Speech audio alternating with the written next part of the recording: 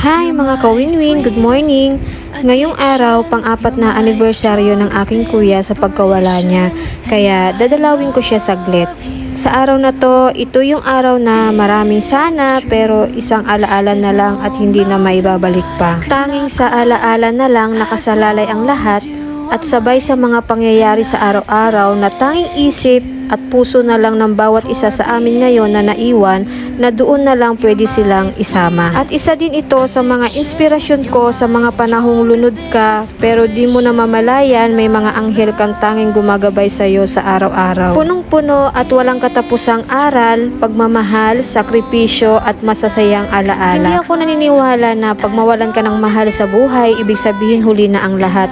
Kung ano man ang mga naiwan or pangarap mong nakaplano na naandyan sila, maniwala kang gagawa ang Diyos ng paraan para matuloy lang yun at may padama niya na mahal ka niya. At sa mga pangyayari na di mo inasahan sa mga panahong iyon, mas naramdaman ko ang katatagan sa buhay at mas maging positibo. Sa bawat araw, buwan, taon na lumipas, parang may isang suntok sa dibdib na sinasabi na isa kang blessing dahil nadagdagan ang taong gagabay sa iyong buhay.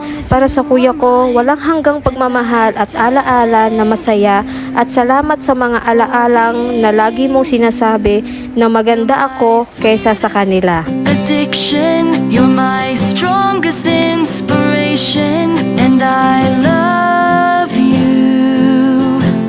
It's true, there's no mountain I could not climb as long as you are mine, and I thank you for being you.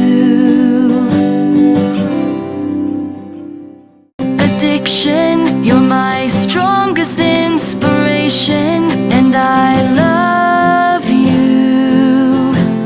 It's true, there's no mountain I could not climb as long as you are mine, and I thank you for being